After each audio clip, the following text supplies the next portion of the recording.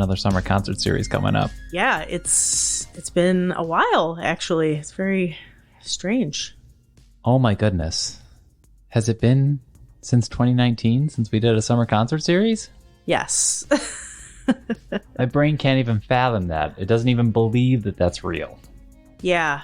Time has kind of melted. But we're back. Yes. You are listening to A Little Too Quiet. It's the Ferndale Library podcast brought to you by the Friends of the Ferndale Library. My name is Jeff Milo, and joining me today is Kelly Bennett. Hello. The head of circulation here, and the one who I blame for having loud music in the library. Yes. Gives me such joy to disrupt people's perceptions of what libraries should be. And to this day, after 12 years of having live music, more, as your notes will prove, longer than 12 years, consistently having live music in the library. Yes. You cannot avoid any musician coming in and plugging in their amp and saying, is it okay if I'm kind of loud? Am I too loud in the library? It's like... That's not how they sound. They sound much cooler. Yes. Because they're rock and rollers. But right. Yeah. We get that and oh, one of my songs has a swear word in it. Well, it's after hours and it's, free game.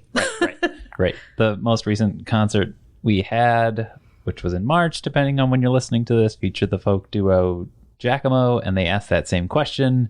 We have a bad word in a song. And I said, well, I wouldn't really worry about it unless you somehow see a 5-year-old in the front row. And, that did not happen. But there was two little newborn babies in the audience. And they asked parents, is it okay if we say this swear word in the presence of your newborns? The parents gave a thumbs up. They just went for it. It's just such an interesting venue, the library. Even like you said, we've been doing it. I was casting my memory back. This was pre-renovation. So 2009, 2010. Yeah. We had, I think, kind of a little party in here to celebrate that we were renovating, something like that. Mm-hmm. And our little community room had a couple of bands in it. And then we did some at our temporary space, which was a warehouse. Yeah, we moved down the road to a warehouse. This library has moved 3 times. Yeah. And on the same road. Yes. And we decided that since we were going to be there over a year, that we're just going to if we had new ideas, let's just do it. We had a weird musical / poetry thing.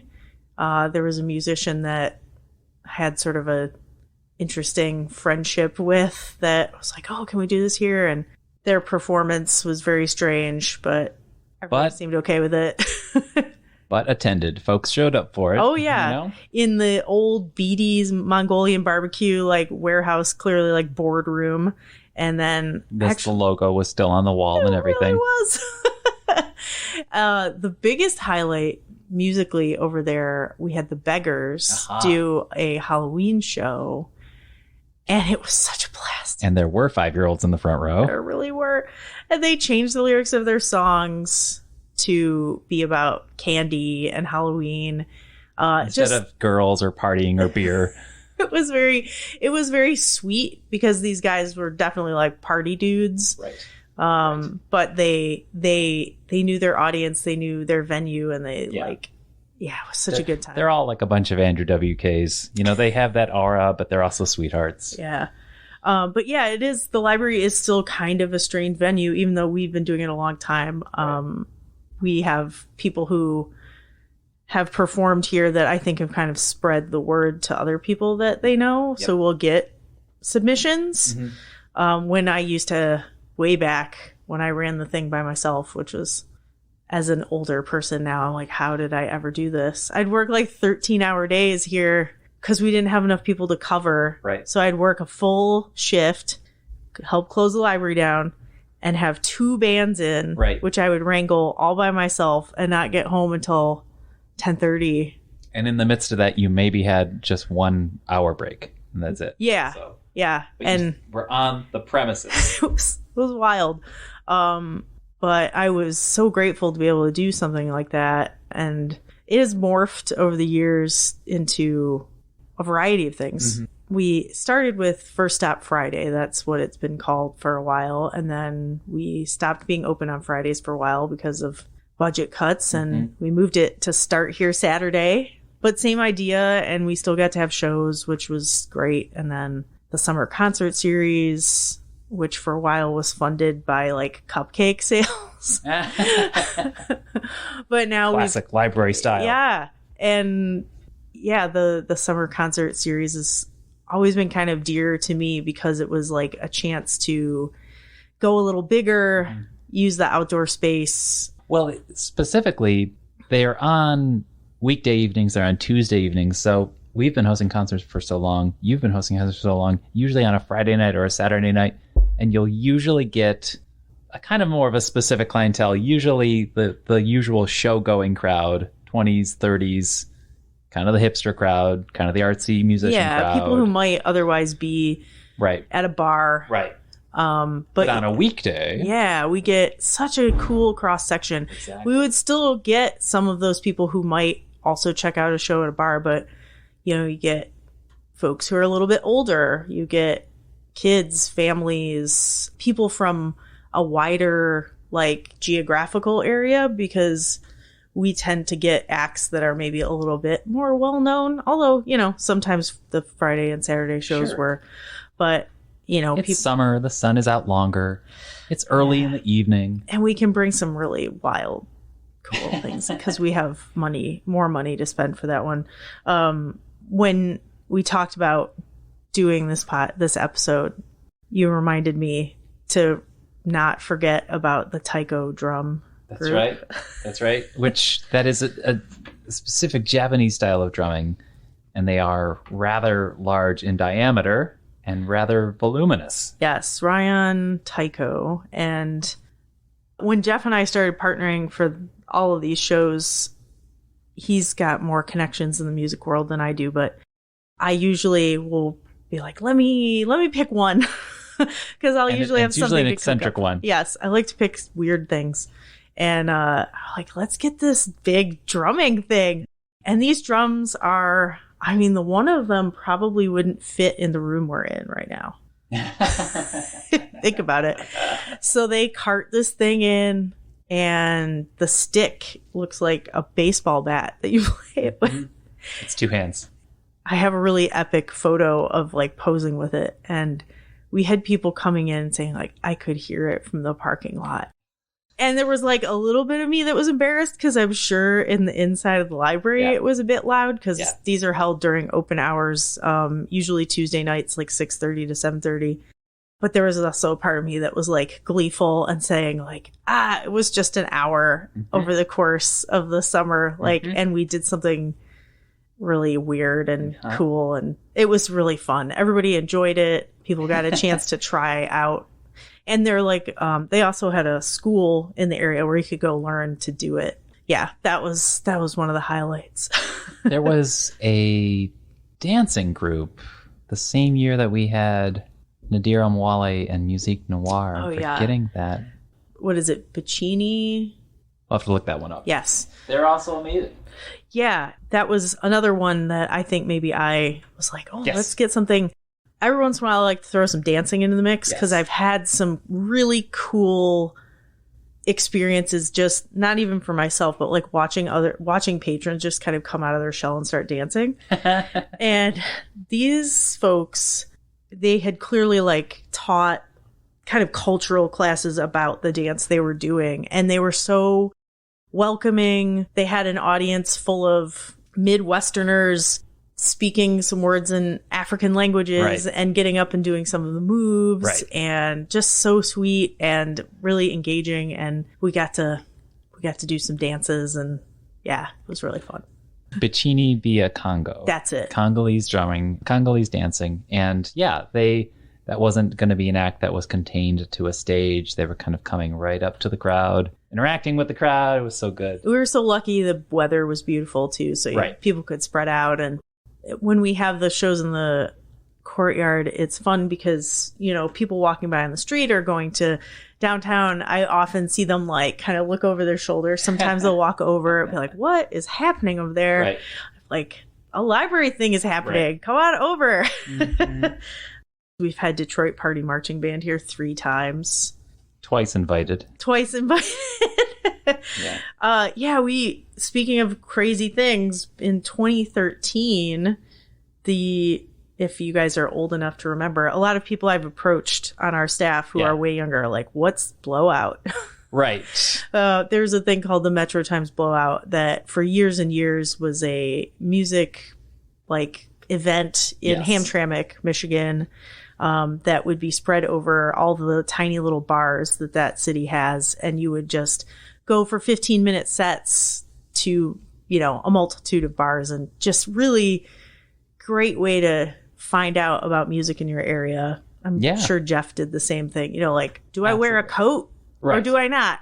Right. This was hosted in the first week of March between 1998 and 2015. It was a way to celebrate Hamtramck, but it was initially also a way to give bands gas money to go down to South by Southwest, which happens in the second week of March. There you go. So this event was always in the first week of March, and if you are a Michigander, then you know that is still the dead of winter, it's basically. Dodgy. I mean, I've had 70-degree blowouts, and I've had 22-degree blowouts. So I believe the idea in 2013 was that not only were they going to move Blowout into May, but they were going to expand it outside of Hamtramck and then include our city of Ferndale. And they said, well, we need venues in Ferndale. How about the library? Yes. And I don't think it's an exaggeration to say we had the best venue. We had the most space. Yeah. The cleanest bathroom, I'm sure, by far. And we had beer. I told our current director this, and she was like, talking about permits and stuff. I'm like, we had a permit. It was fine. But it was such a different experience because was that the year you had kind of a say in who played, or no? I don't remember. Yeah. For at least 2 of the 3 years that we did it, I was able to pick who we got. Yeah. And we hired a sound engineer. I think, didn't we rent a PA? Mm-hmm. So we had with lights, and it looked like a high-end venue in here. And the music was great. People were astounded by the fact that they were drinking in the library. They were drinking in the library. We were also open until midnight. We had sets that were starting at 11 o'clock at night. So you're in a library at 11:45 at night with all the lights out and lots of loud music and a beer in your hand. So yeah, I was looking at the pictures of that. And I'm like, man, that I kept thinking did I actually take this photo? It came out so good, but mostly because it was the lighting and everything was great. And let's see, we've had DSO alumni. We had Jeff Zuck. He played flute and piccolo, and that was one of the memorable things that packed audience. I'll never forget, he played along a gentleman who played guitar who teaches at Oakland University. Oh, yeah, I remember that set. And we were talking, I'm like, well, we usually have these outside. And the guitarist is like, yeah, my guitar costs $15,000. We're playing inside. I'm like, okay. It might have even been more than that. Oh. But he's just like, yeah, humidity and all that. We're not doing that. I'm like, nope, absolutely. Sure. We'll play inside. So we've had everything from, side projects, of garage bands that are trying out for the first time, to people with several, $1,000 instruments that are trying to protect it, and everything in between. Yeah. We have had a ska band in here, a band of youngsters reviving ska, and they had trombones, and they brought lots of their young fans. And they started a little bit of a ska mosh pit. But ska kids, they're very friendly. No one got hurt. Actually, just a few months ago, we had Black Jake and the Carnies, which is like a psychobilly situation out of Ypsilanti. It's actually been my dream to have them play for years because I'd seen them a bunch of times. They're really fun. And they have a cutout of Baba Yaga. and you try to like throw balls in Baba Yaga's mouth, but it always devolves into like throwing them at the band. Right. And the same thing happened here. I was very excited. Like, oh, it doesn't matter that this is our community room. Like they still want us to throw balls at them. So right. Yeah. Blackjack and the Carnies. Maybe you've heard the phrase dark carnival to describe a certain horror genre. And they are dark carnival, but man, are they also silly and fun and also like a game show at the same time. Yeah. You know, they can be freaky, but they really want everyone to have fun. Yes. And they treated the library like a bar, and we love that. Yeah, it was Treat great. the library like a bar. There was a band, we had Soul Explosion, that did a lot of like Motown covers, and that was just such a beautiful vibe. They were such like friendly, warm people, and everybody who was there was like singing along, and a lot of artists tend to like have, you know, stories that they tell in between, and I think the library audience is particularly good for that. Oh yeah. Another favorite of mine, Matt Jones and the Reconstruction, another person that I had met over the years. Jeff knows him quite well, also Ypsilanti like folk scene, but that venue of the library where people tend to be like a quieter, more respectful audience. One, I think because it's in a library, and two, we're not a bar. So, and a lot of artists get intimidated by that. But I have seen Matt Jones several times. He has a quiet style and a high voice, and this is folk music. And I have seen him several times in a bar where I can basically barely hear him. Yeah, because there's so much clamor from the bar. People are talking, or they have a hockey game on, right, or what have you. So it was him, his guitar, and a cellist. Right.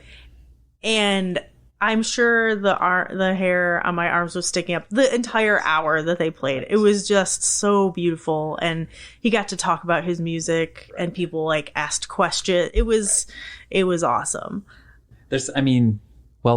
We should say that moving forward, now that we do have stage lights, which is a new development here at the library, we are more able to turn all the lights off in the space, all of the fluorescent LED ceiling lights, which makes it feel like more of a venue. But I was just thinking on that, like, there is something about when an audience comes here, they feel like they probably can't chit chat as much, or they feel like they shouldn't chit chat as much. They are very respectful. And I think that's a good thing. Yeah. But I almost wonder now if we put them in the dark, are they going to start murmuring now? Oh, Who knows? Who knows? We'll see what happens. We still get the like leaning in the doorway behavior that you get at bars where folks don't want to come in and sit down. Right. That just must be human nature. We have 3 doors to get into this space. We have 2 double doors, basically where all the back row people would be. Yeah. And I often walk over to those lingerers who are there standing in the atrium. I'm like, you can go in. And they're like, no. They are planted. Committed leaners. Just lean. I'll never forget Sisters of Your Sunshine Vapor.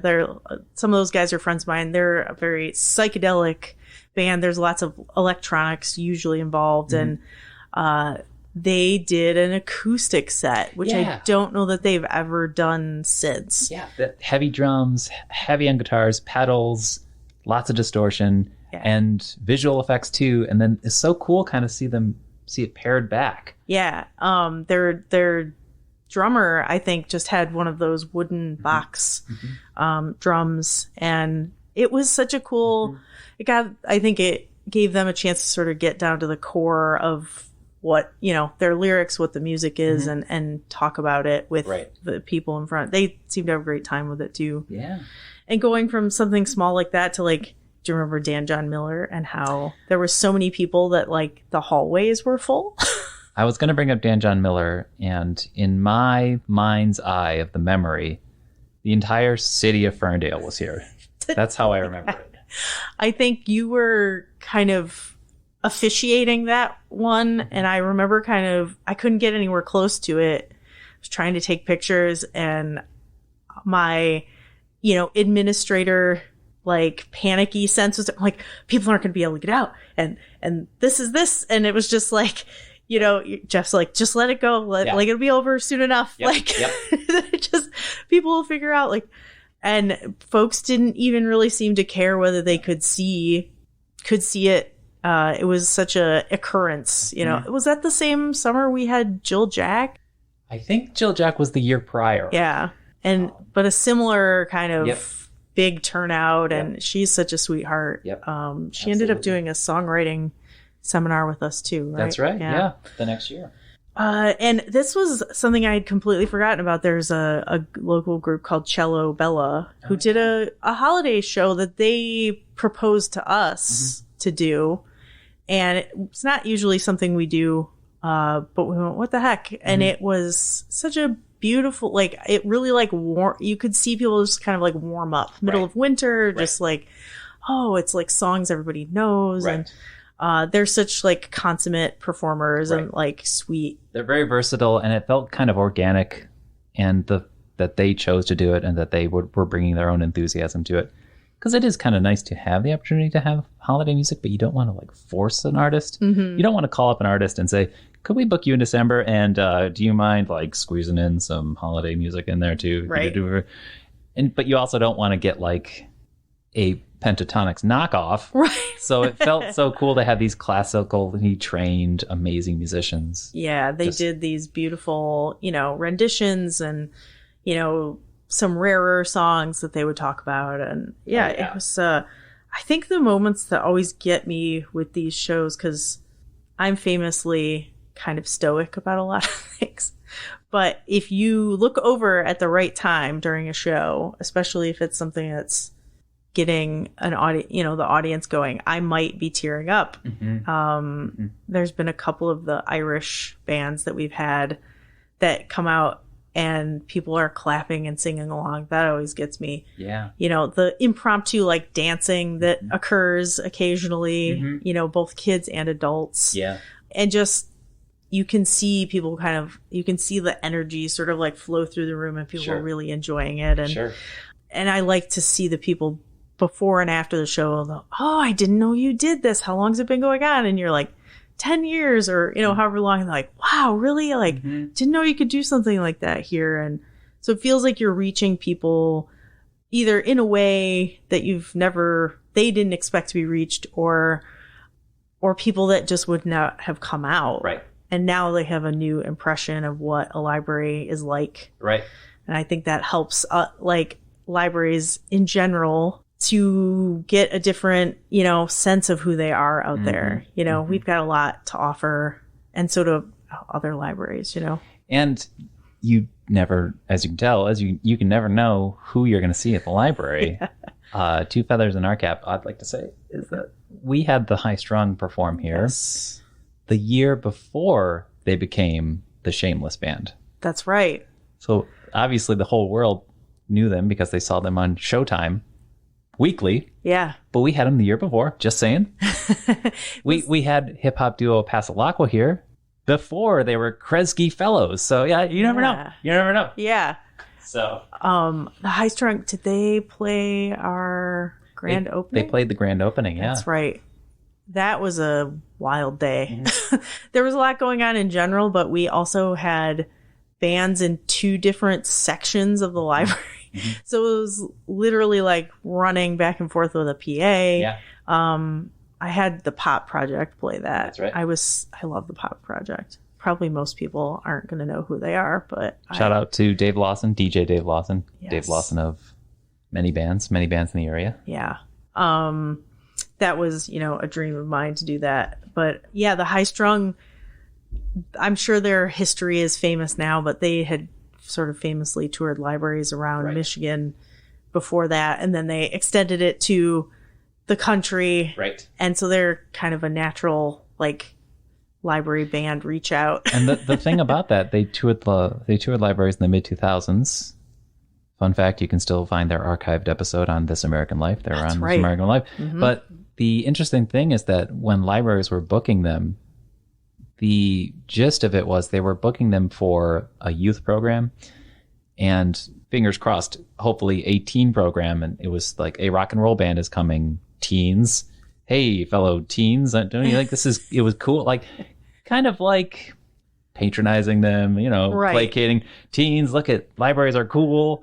But I think that it's much more beneficial to just open it up to all ages. And, you know, not that we'd love to have teens show up, but there was a level of, this will work for teen programming. Exactly. There was a level of like, yeah, it was like a little tone deaf. And then also the kids were like, maybe it's too loud for some kids because it is really loud. Yeah. It's interesting. I've worked in libraries for many, many, many years, and teen programming is one of those things that libraries stress about a lot. Right. We can lose teens, right, especially older teens, as time goes on. They become more concerned with either their social life or school or, you know, other activities. Mm-hmm. So I get the right, the compulsion. Oh, we'll just have a rock band. We'll have a rock band. That'll work for teens. And it may have, you know, who knows? Right. We definitely have teens right, show up every once in a while. You kind of never know who they've heard of. Right. But it's so much cooler. You can see footage of them playing libraries, and it's like, well, the library's only targeted teens. So like only 15 or 10 teens showed up, or 8. Right. So if you open it up to all ages, then there's a scenario of maybe an old rocker dad who has like a 7-year-old will come, and the dad's there, and the kid's there, and the kid has fun. The dad. So it's, I don't know. Yeah, it's nice cross-generational. Right. We get a lot of, you know, I guess millennial parents at this point, right, maybe younger Gen Xers, right, bringing their kids along with giant headphones, right, so they don't go deaf like we all did. Right, right. But yeah, I think it's cool to, and I've heard a lot from audiences over the years, you know, it's so nice to go out a little earlier in the yep, evening and still see a band I'm interested in seeing. Yep. Or it's nice to not have to go into a bar because for whatever reason that environment doesn't make me comfortable. Right. Even the bands will say like, it's nice to go into a place where, okay, maybe the audience isn't as big, but you know everyone's listening right, to you. Right. Because they're like literally sitting down in front of you, mm-hmm, watching you, you know, laughing at your patter. And mm-hmm, it's such a good opportunity. And when I started it, I had a $200 PA and no budget. Right. Right. And it has grown, but, you know, it was literally like, hey, you want to do something weird? Right. Play a library show. I don't have any money to offer you, right, but you can sell your merch. Right. And I filled 2 slots a month, mm-hmm, every month of the year for a couple of years. And then, you know, we got a budget. Thank mm-hmm, God. It's wonderful to pay artists, musicians. Oh, yeah. And with the summer concert, then you get like either both like more well-known, mm-hmm, or like just larger bands. We mm-hmm, was it the Nighthawks Jazz Ensemble? There's mm-hmm, like 20 people in that band. Right. So, you know, $100 isn't really going to cover it for them. But, right, you know, you get to have big kind of spectacle things like that. Mm-hmm. Do you remember Sheefy McFly? Oh, yeah. And the DeLorean? They were one where we knew that their language was maybe not what, right, some library attendees would be expecting. So instead, right, of me censoring them, I just, right, put up like a sign outside the door. Right. And they thought it was the funniest thing on earth. They put it all over their social media. Like, they're like putting up a parental advisory, right, at our show. Right. Like, right.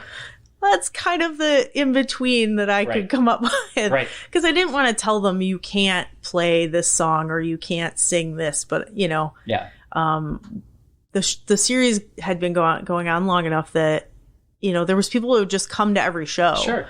No matter what it was, right, which is always kind of wonderful. Right. You know, there's an older gentleman that comes to every one of my shows, and mm-hmm, he's got a cane, mm-hmm, that he sort of balances on his finger to the music, and he comes to every show. Doesn't matter if it's, and he just vibes, rock or some kind of, you know, the Irish band, right, or whatever. He's just always there. So I couldn't, you know, if that guy was, I wouldn't necessarily want him to be surprised, but it was a fun show.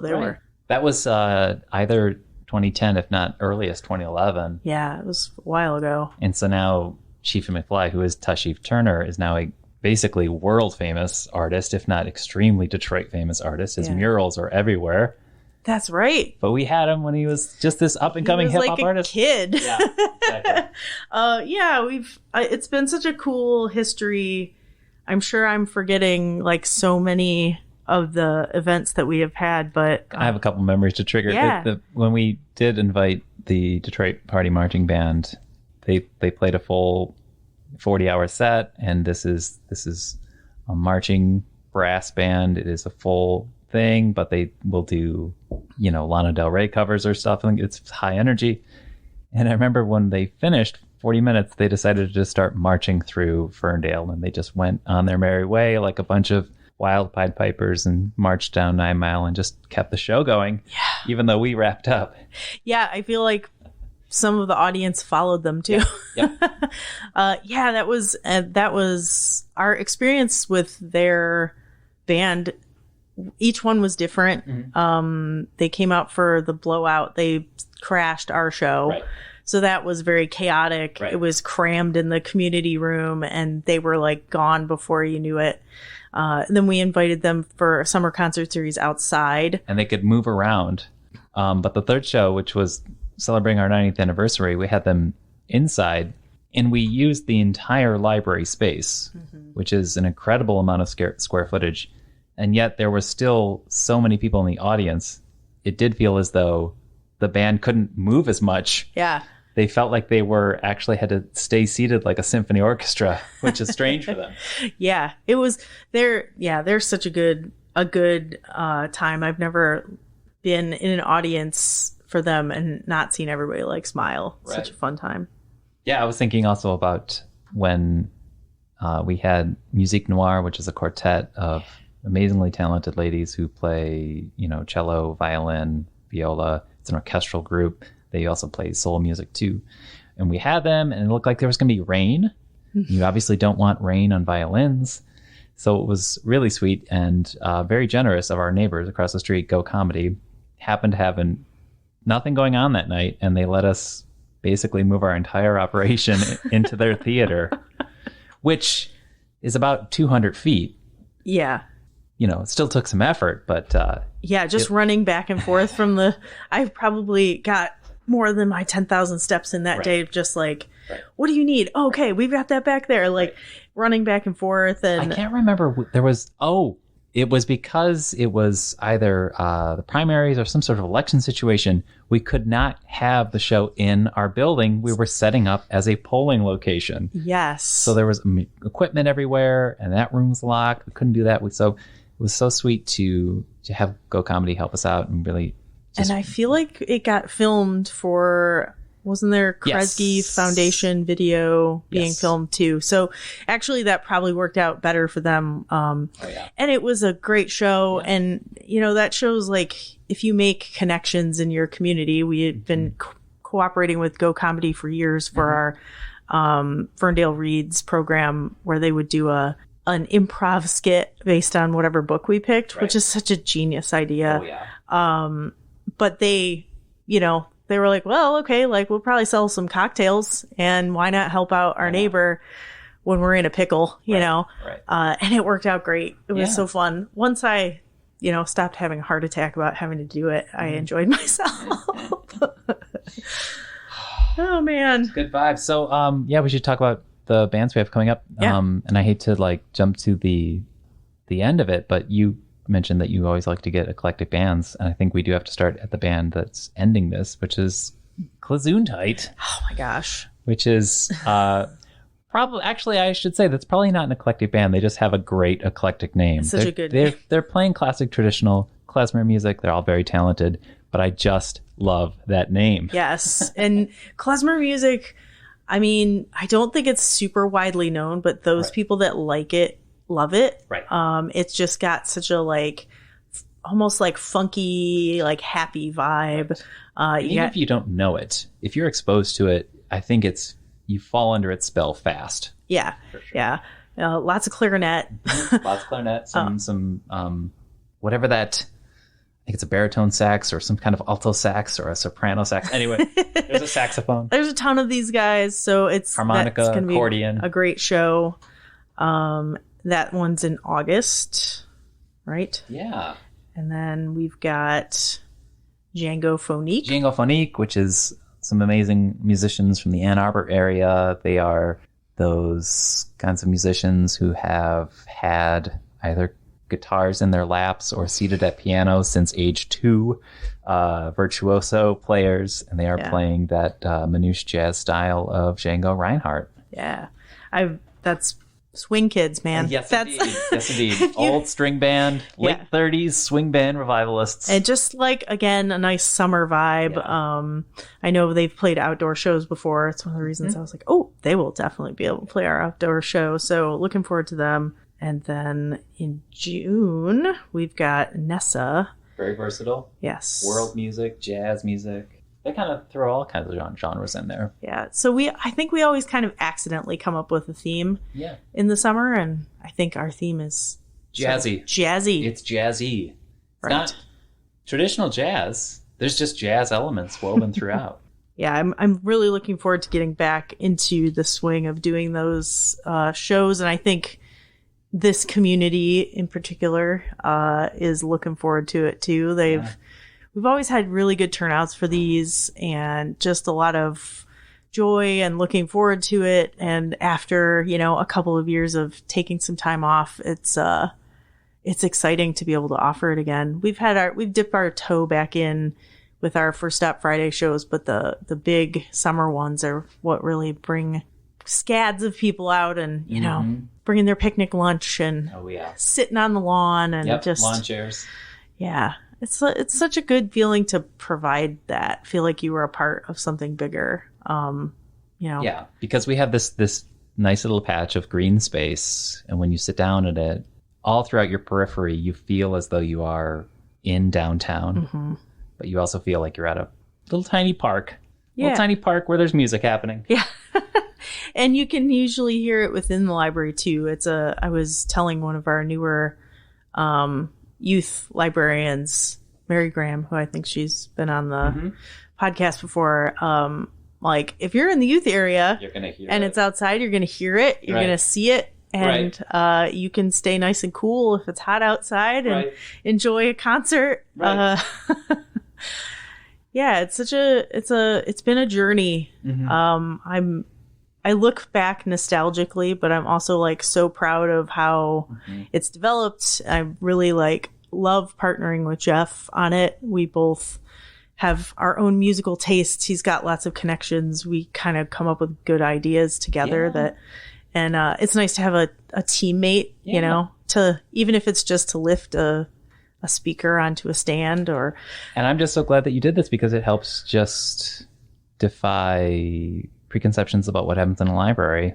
Yeah. That this can even happen, that there can be loud music in the library.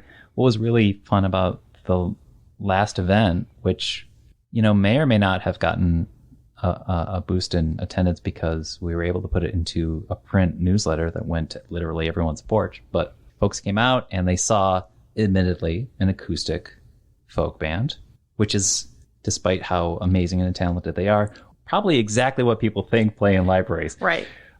Music in the library, it's probably folk. And so when I'm going around talking to people and they're like, oh, do you do this often? I was able to say yes. And we've had punk bands, metal bands, rock bands, hip hop, jazz. So all kinds of electronic. And their eyes things. just widen. Yeah. Yeah. Exactly. Yeah. We've got Duende coming up in April. Yep. That's going to be amazing. Yes. They've been coming after us to play for a while, and for some reason it just has never quite worked out. So this is it feels like a tidal wave cresting. Duende is basically a Ferndale band through and through. They play all over and they play Detroit often, but they're all Ferndale residents, and they've been a band for 15 years or more. We've been doing this for almost 15 years. It feels like our paths have been converging. Weirdly, Scott Sanford, who's in Duende, was in the first band that played the First Stop Friday at this new renovation in September of 2010. Oh, was it Pewter Cub? Yes. Nice. Yeah. We famously flooded 2 months later and didn't get to do another show until I think February of the following year. But yeah, it's interesting how many relationships and, all the bands that come together, break up, come back together, reform. Even though I'm old now and don't have as much contact in the music seen as I used to. They're still, you know, like, oh, you guys still doing that over there? Like, Right. yeah, you got something to bring? Like, let's do it. Of course. And if you are listening to this on the day that this episode premieres, it is not much longer until we also have another event on May 6th where we're going to have some acoustic punk hybrid performances in here. So, I mean, you know, follow us on social media. We love music. What can I say? Yeah, we're doing, you know, we're continuing to evolve. This is like a album release party for one of the artists, and we're going to have multiple artists. That's and, right. You know, I think that's the best part about these series is that we every season we kind of go like, well, what do you want to do now? Right. Like, how's it going to look different this year? How can we tweak it? Right. And you know, even if it's just adding lights to the mix, Right. we're just always looking for new experiences to bring to people and to ourselves, frankly. I mean, some of it is selfish. It's nice to see a show at your workplace. Right. And not have to go anywhere else and really feel like you did something that was cool. Yeah. Music in the library, it's not a novelty, and we encourage all our bands to get as loud as possible. Yes. You have listened to another episode of A Little Too Quiet, the Ferndale Library podcast. Thanks for being here, Kelly. Thanks so much. It's been fun. I missed being on the podcast. We will have you back again soon. Thank you for listening. The music that you hear at the beginning and end of each episode is by local musician John Duffy. If you would like to support this podcast, you can go to ferndalefriends.org, or you could follow us, like us, leave a review, leave a comment, tell your friends about us. And if you enjoyed this episode, share it to social media. We'll be back next week with more. Thanks for listening.